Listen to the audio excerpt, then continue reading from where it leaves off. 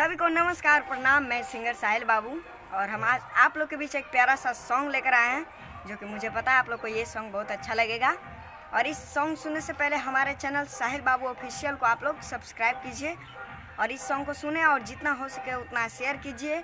और इससे पहले हम आप लोग को बताना चाहते हैं कि हमारा जो एक सॉन्ग है जिसका नाम है लव मैरिज कर ले बाबू के पैसा बच जैतोगे, वो सॉन्ग आप लोग के प्यार आशीर्वाद से 3 दिन में 1 मिलियन गया है, 14 लाख 3 दिन में गया है। आप लोग का प्यार आशीर्वाद से जिस तरह हमारे आप लोग हर एक सॉन्ग में प्यार आशीर्वाद बनाए रखते हैं, उसी तरह हमारे इस सॉन्ग में भी आप लोग प्यार आशीर्वाद बनाएं। और एक सॉन्ग और है जिसका नाम है जगह मिलने पे पास देंगे, उस सॉन्ग को भी आप लोग जितना हो सके उतना शेयर कीजिए और लाइक कीजिए, कमेंट करके बताइए। और इसे भी आप लोग शेयर जितना हो सके उतना कीजिए। और हमारे चैनल साहिल बाबू ऑफिशियल को आप लोग सब्सक्राइब कीजिए। अगर जो हमारे गाना आप लोग नहीं सुने होंगे तो आप लोग ज़रूर साहिल बाबू यूट्यूब पे सर्च मारें और हमारे सॉन्ग को सुने और हमारे चैनल साहिल बाबू ऑफिशियल को आप लोग सब्सक्राइब कीजिए।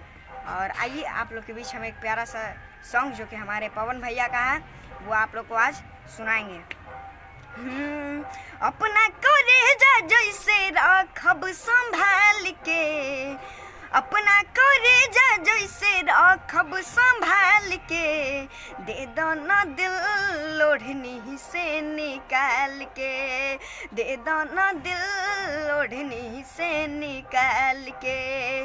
अपना करेजा जैसे रखब संभाल के, अपना करेजा जैसे रखब संभाल के, दे दो न दिल ओढ़नी से निकाल के, दे दो न दिल ओढ़नी से निकाल के। सोचल सपना में के तू ही बाड़ू रानी, कद हवाले हमें अपन जवानी रानी, कद हवाले हमें अपन जवानी। हाँ हाँ सोचल सपना में के तू ही बाड़ू रानी, कद हवाले हमें अपन जवानी रानी, कद हवाले हमें अपन जवानी।